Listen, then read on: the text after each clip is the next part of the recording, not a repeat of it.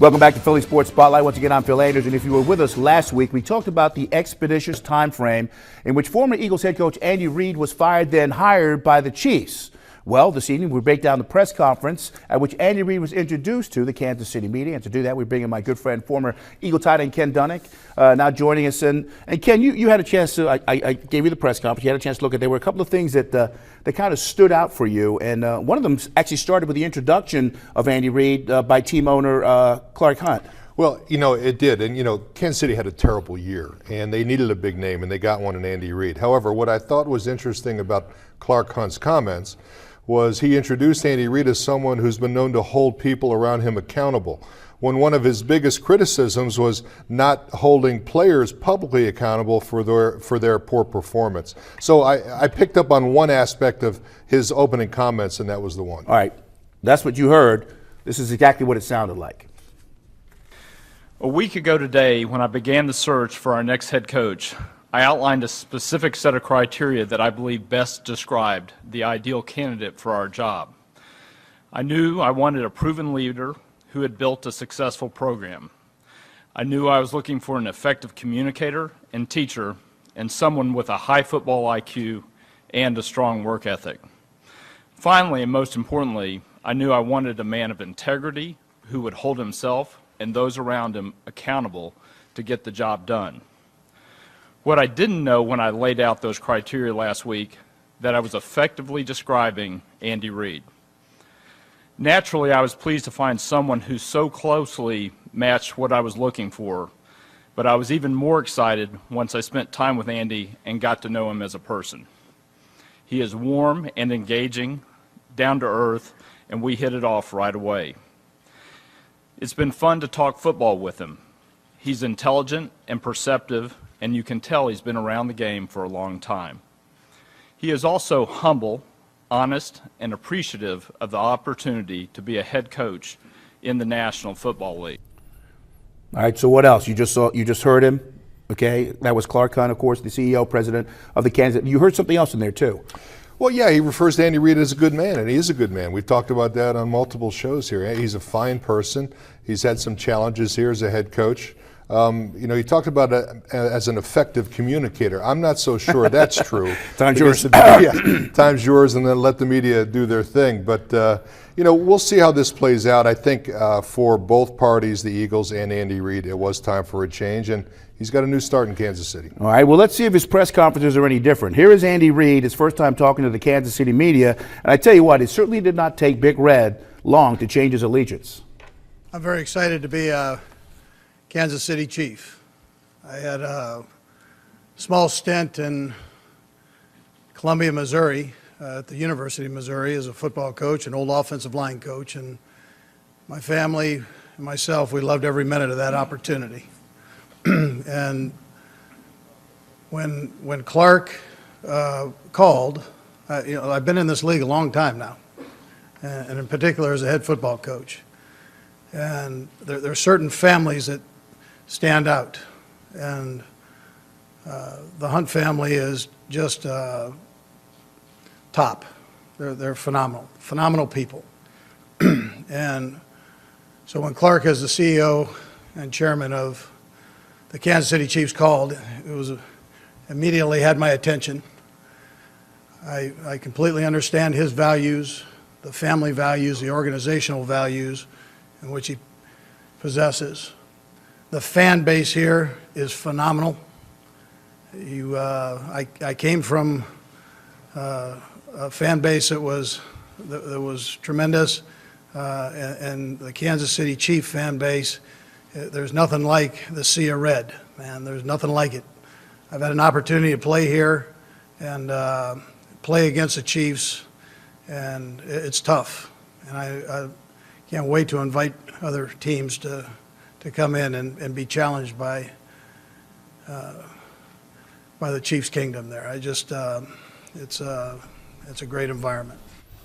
So Kenny's already entrenched himself. It's like he's been there for like years already in Kansas City. Yeah, it was shocking to me to see him in front of the new logo, the new colors, talking about He's now a Kansas City Chief when just a couple of weeks ago he was all in as the coach of the Philadelphia Eagles. But that's the nature of the beast. He's moved on to a new job, and he's got to paint the picture, and he's doing it right there for the Kansas City media. All right, so 14 years. He talked about the phenomenal fans here in Philadelphia. 14 years.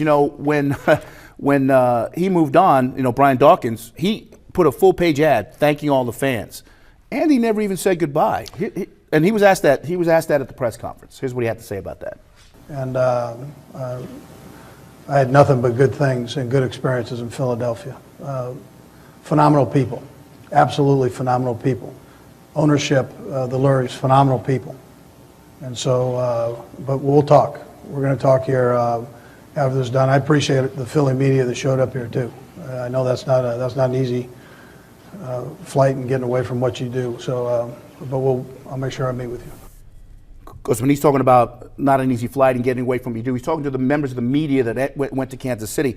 Leading up to his firing, a lot of people thought that he would actually sit at a dais with the team owner and have a few things to say, but that never happened, which is kind of peculiar because that's the way that in the past that the Jeffrey Lurie has done things. Yeah, I know that Derek Gunn of Comcast and Les Bowen of the Daily News were out there for this press conference, and that was really disappointing to me. Andy Reid spent 14 years here, so had some very good times, some very good teams, made millions of dollars as the coach of the Philadelphia Eagles, and I thought he could have taken a half an hour just to say one final goodbye. I don't know if he thought he was treated unfairly, but it would have been nice to see him go out in what I thought the fans deserve, which would have been a goodbye press conference. Yeah, I agree with that, and a lot of the fans that I've spoken to felt the same way. All right, last question from the Andy Reid press conference last week in Kansas City.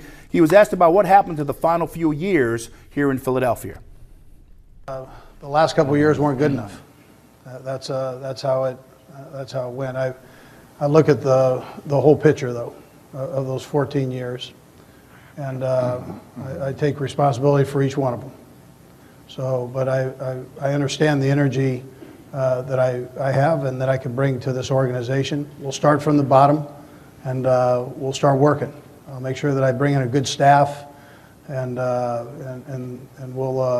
we'll get down to what's important with my title and job, and that's to be the head football coach. And so, and that's what we're going to do. We're going to coach hard and make sure that we build a foundation. All right. Was there anything in there that sounded familiar to you? Well, of course he's going to concentrate on the bigger picture because he wouldn't have got hired if he was judged off the last 2 years. But, the bottom line is that Andy had really complete control of that franchise for his entire tenure. And if you're going to take credit for the first 12, you got to take credit for the last 2. Apparently there were some reasons behind the scenes that, went untold about what was going on with the Eagle organization. The bottom line is the Eagles have a new start, Andy Reid has a new start, and let's go from there.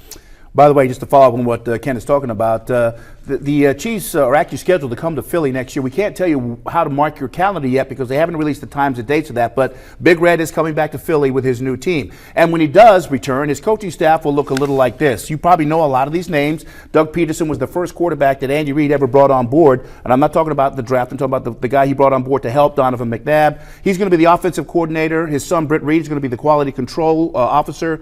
72-year-old Tommy Brazier, he came in at the end of the year to kind of help the Eagles here. David Culley, Tom Melvin, Matt Nagy, the quarterback out of Delaware. He's going to be the quarterback's coach. Juan Castillo will be coming back as the O-line coach. Brad Childress, not as offensive coordinator. He's coming back as an advisor. And Rick Burkholder, probably the most valuable guy on the list. But when I say offensive coordinator, the one guy you did not see on that list, Marty Morningway. Yeah, that surprised me a little bit. I'm not sure if that relationship has been fractured. You really haven't heard Marty talk publicly about his exit from Philadelphia or why he is not following Reid to Kansas City.